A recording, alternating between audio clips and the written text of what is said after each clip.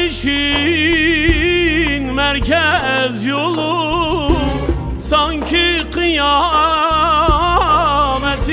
sonu. Her tarafta ceset dolu, deprem vurmuş Ercişman'a. Her tarafta enkaz dolu, feryat figan Ercişman'a.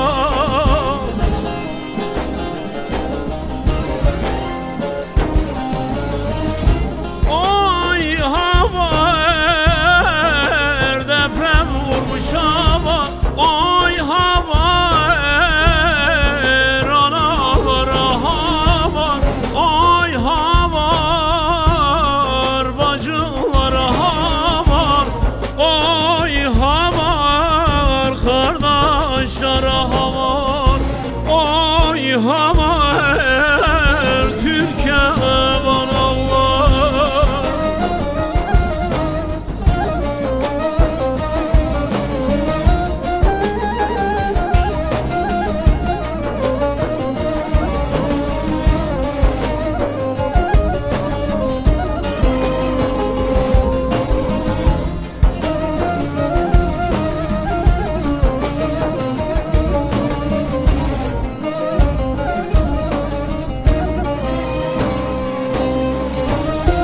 deprem olur, yıkar geçer, enkazına altından sesler. Yunuslar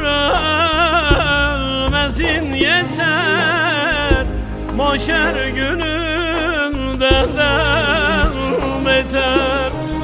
Ah Yunuslar ölmesin yeter, mahşer gününden beter.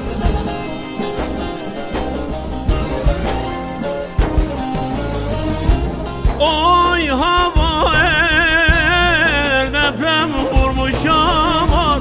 Oy haber, analara haber. Oy haber, bacılara haber. Oy haber, kardeşlere haber.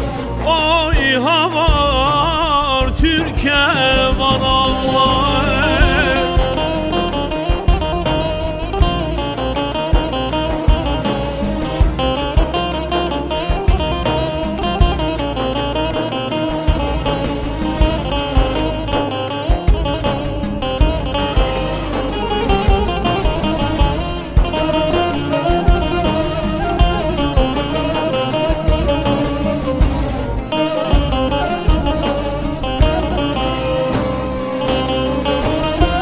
Can pazarı bana kurdu, insanlar yola savruldu.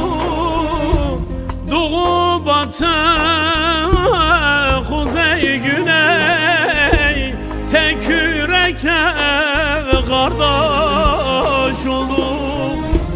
Doğu batı kuzey güney, tek yürekle kardeş olduk.